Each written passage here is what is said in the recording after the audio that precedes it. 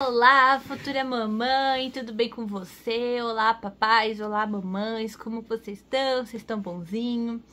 Nesse vídeo, gente, quero falar muito com vocês sobre os desafios na adoção e o medo da devolução. Esse é um dos momentos mais desafiadores de quem está num processo de adaptação. Também é chamado de estágio de convivência, né? Que é quando a criança passa a morar com a gente. É nesse momento que tudo que parecia lindo, cheio de expectativas e sonhos, passa a se tornar realidade de fato. E, gente, junto com isso tudo, junto com essa coisa linda, né, vem os ajustes, os estranhamentos, os medos, principalmente as dores, tá?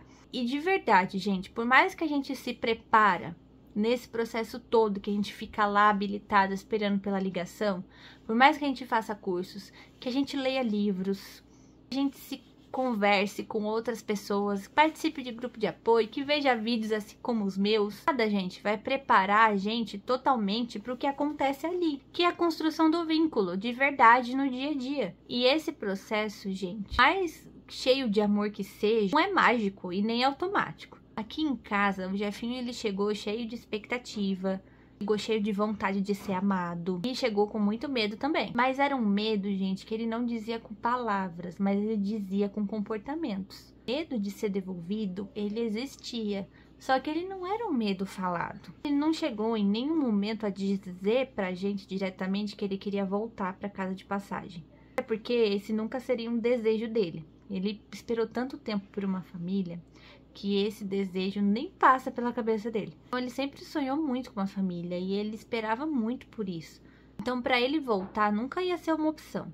Mas o Jefinho, ele carregava um outro tipo de medo, que era o medo de nos decepcionar. E como é que esse medo se manifestava? O Jefinho, gente, tentava o tempo todo agradar. Era como se ele tivesse o tempo todo vivendo, querendo ganhar um carimbo, sabe?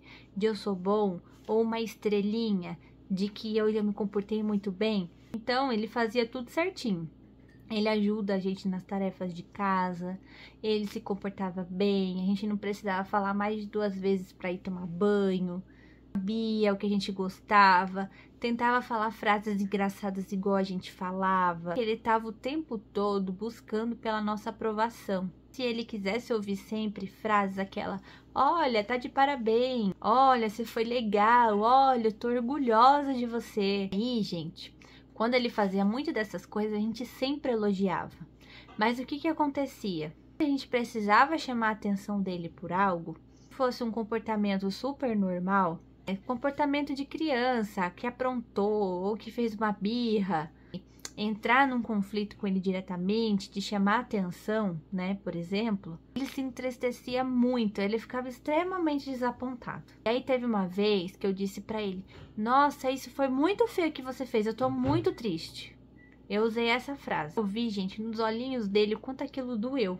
Não era porque ele estava arrependido do que ele fez. Naquele momento ele se sentiu totalmente invalidado. Se ele não fosse mais merecedor daquele amor, sabe? Mas esse tipo de desafio não é o que todo mundo fala quando a gente passa pela adaptação. A gente está acostumado com aquela fase de desafios e que inclusive foi a fase que a gente se preparou, né, para aquela criança que vai fazer birra, que vai gritar, que vai chorar, que vai espernear, que vai ficar pedindo para voltar, sair quebrando tudo, que vai fazer aquele escândalo. Essa é um processo de medo, né, que é a fase desafiadora que acontece, que é o mais comum, que mais que todo mundo está acostumado. Tem criança que se adapta demais, rápido demais, de uma forma até desconfortável. E tá com medo de não ser amada. E isso, gente, é muito doloroso de ver. A gente começa a entender que o que tá passando por trás é totalmente uma insegurança emocional. A gente precisa ficar criando, né, espaço para o que o filho entenda. Ele pode desobedecer, que ele pode se frustrar, que ele pode dizer não, que ele pode dizer sim, que ele pode de fato ter opinião. Ainda assim ele vai ser amado. Fica delicado, porque exige muita escuta, muita paciência e tem que tomar muito cuidado com as palavras. Só que aqui nesse vídeo eu não quero falar sobre só o medo da criança, eu quero falar também do nosso medo como pais, porque a gente também sente medo nessa fase. Principalmente o medo de não estar dando conta, medo de não estar sendo suficiente, às vezes de achar que está fazendo tudo errado. sim, gente, um medo de uma possível devolução. Mesmo que essa palavra seja muito dura, ela existe. É uma realidade que acontece em muitos processos. Toda adoção, gente, vai passar por essa fase. A criança vai ter medo da devolução e os pais também têm medo da devolução. Teve uma época, principalmente na parte do puerpério, quem não viu esse vídeo, volta lá atrás e assiste, que o puerpério na adoção existe, eu falei sobre ele. É a hora que a gente mais se cobra, que a gente se julga, que a gente se culpa. Que uma coisa eu quero lembrar você que tá passando por isso. Você tá preocupado com isso, é porque você tá tentando. Isso já tá mostrando o quanto você tá sendo comprometido com esse processo todo de adaptação. Essa fase, gente, uma hora vai passar. É dura, mas ela vai passar. É uma fase que tem que ter ajuste. Às vezes precisa de terapia, né? Precisa de uma intervenção de uma psicóloga, apoio mais profissional. A escuta ativa, gente, com amor é o mais importante. Mesmo quando essa convivência estiver difícil. E, gente, se você estivesse sentindo medo, se você estivesse se sentindo sobrecarregado, não se desespere, essa fase passa. Bom sempre falar com alguém, buscar grupos de apoio, falar com um profissional de saúde, conversar com outras famílias que passam por isso também é muito bom. Enfrentar tudo isso sozinho. Usar uma analogia aqui para você entender, a adaptação ela é meio como se fosse um namoro longo antes do casamento, sabe? Onde tá todo mundo se conhecendo. É exatamente assim. Vai precisar de tempo, vai precisar que existam pequenas vitórias, vai precisar de tropeço, vai precisar de perdão, vai precisar de desculpa. Só que o amor, gente, ele vai se construindo todinho ali. E no nosso caso, gente, a gente continua com essa fase de construção com o Jefinho. E vai sendo um dia de cada vez. A gente não venceu tudo ainda totalmente. Gente, é com muito acolhimento, com muita escuta, com essa certeza de que o amor de verdade, ele não vai exigir perfeição. Só tem que exigir presença. Aí, gente, eu quero deixar para vocês entenderem também, mas quais são os sinais, né? Porque você falou aí que tem dois tipos dessa fase desafiadora. Tem aquelas crianças que ficam pedindo para voltar, tem aquelas crianças que vão desafiar de tudo para ver se você vai devolver ela, se realmente você vai, né, dar todo o amor mesmo nas fases de frustrações dela. E tem também a criança que agrada por medo. Mas quais são os sinais dessas crianças que agradam por medo? Se a criança estiver fazendo tudo o que você pede sem questionar, mesmo às vezes quando você diz uma coisa que não faz sentido, tem um medo exagerado de errar ou de ter que ser corrigida por algo. Quando ela reage com tristeza ou com culpa, quando você tem que dar uma bronca ou fazer uma correção. Quando busca o tempo todo por aprovação, às vezes com frases ou com atos. Essa criança evita demonstrar sentimentos negativos, raiva, tristeza ou frustração, isso são sinais. No caso do Jefferson, uma coisa que a gente percebeu é que ele fazia tudo sem questionar. Vai tomar banho? Tô indo. Tudo ele fazia sem questionar. Filho, pega aquela garrafa de água pra mim? Ok. Tudo ele fazia sem questionar. E ele ajudava muito a gente com atos de serviço, né? Então, ele sempre me ajudou muito a limpar a casa, a fazer as coisas, tarefas domésticas.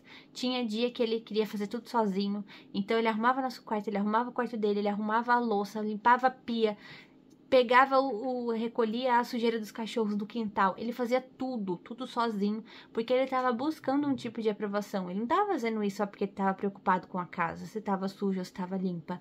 Ele queria nossa aprovação. Ele queria que a gente falasse: sim, você foi ótimo, genial, nossa, parabéns. Ele procurava o tempo todo esse incentivo.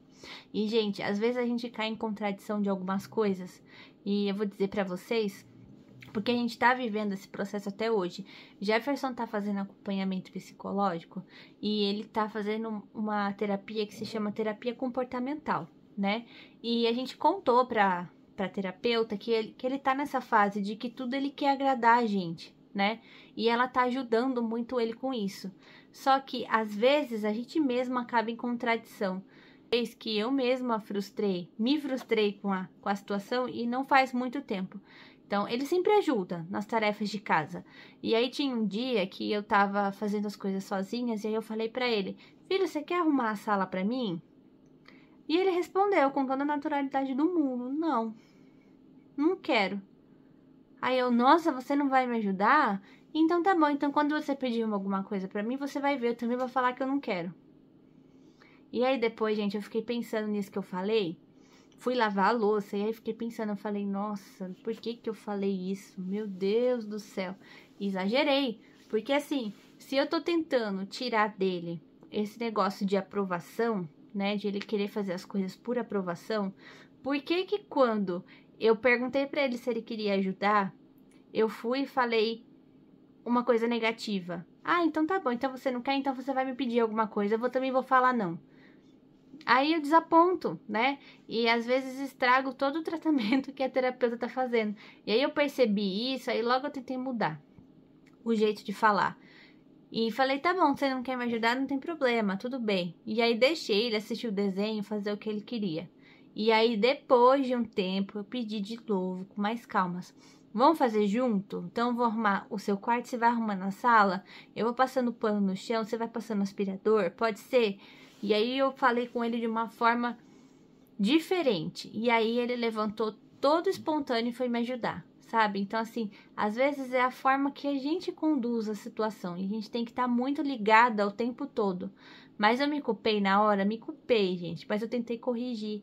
E é assim, a gente vai continuar seguindo por erros e acertos. Não tem jeito certo de fazer. A criança que vem pela adoção, ela não vem com uma receita de bolo pronta, né? Pra gente saber tudo que a gente vai fazer. E cada criança é uma criança, né? Pode ser que seu filho não faça a fase do medo da devolução dessa forma. Pode ser que ele peça para voltar, pode ser que ele fale, ai, você não é minha mãe, ai, eu não quero saber de você, eu não gosto de você. Pode ter criança que vai falar isso. Então, cada criança é uma criança, a gente tem que saber tentar lidar com a situação do momento e tornar aquilo como uma individualidade. Mas se no seu caso, né, tá acontecendo isso, da fase desafiadora vir, esse medo da devolução vir com o ato de agradar, igual o Jefinho, além dessa experiência que eu contei agora com vocês, o que vocês podem fazer, né, para poder melhorar isso? Como que vai ser lidar com isso na prática? Lidar o sentimento, gente, não é só o comportamento certo, né? Ao invés da gente elogiar só quando a criança acertar, tá tudo bem errar e eu te amo mesmo assim. Aconteceu um fato disso hoje não, ontem, no café da manhã. O Jefferson pegou suco de limão, em vez de tomar o café, e ele derrubou o suco de limão, né? E derrubou o copo e espalhou o suco de limão pelo chão todo. O Mauro automaticamente virou pra ele, tudo bem, não tem problema, caiu. Aí ele, ai, mas eu molhei toda a minha roupa. Ele fazia assim, ele olhava pra roupa, minha calça tá molhada. Mauro, tá bom, não tem problema, toma seu café, depois você vai lá tomar um banho.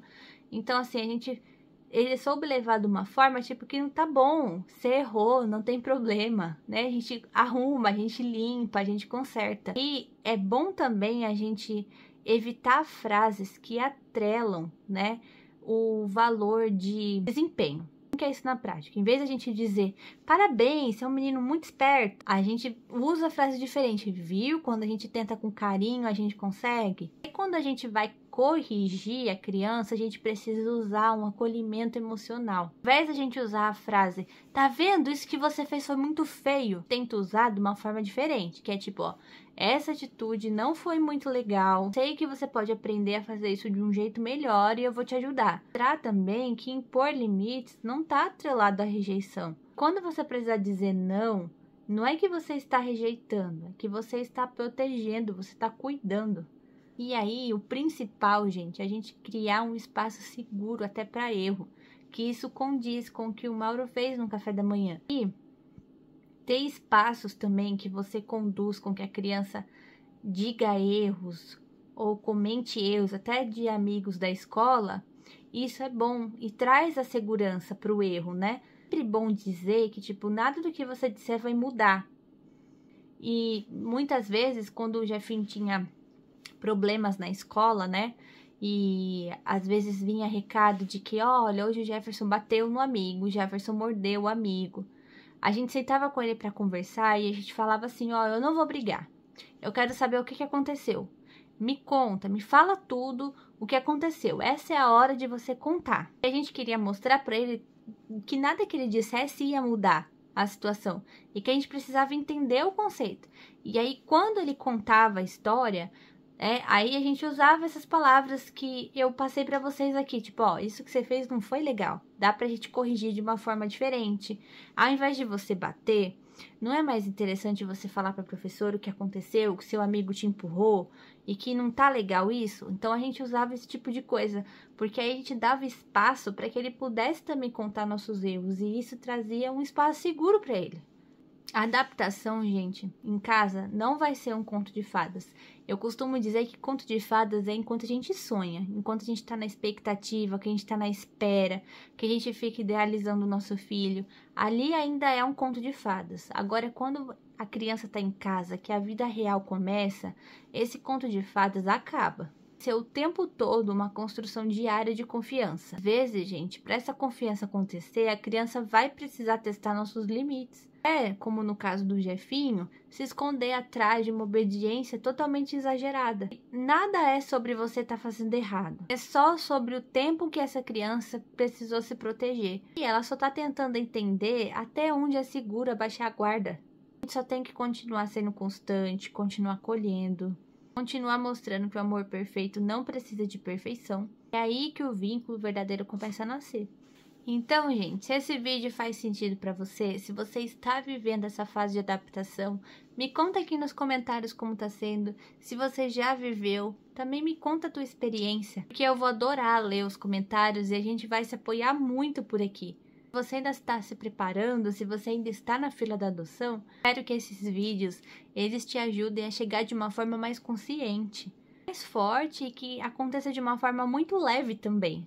E se você quer acompanhar mais a nossa jornada com o Jefinho, se inscreva aqui no canal. Não perde os próximos vídeos, porque ainda tem muita coisa importante para falar. Obrigada por me ouvir, obrigada por ouvir nossa história, por compartilhar da nossa jornada.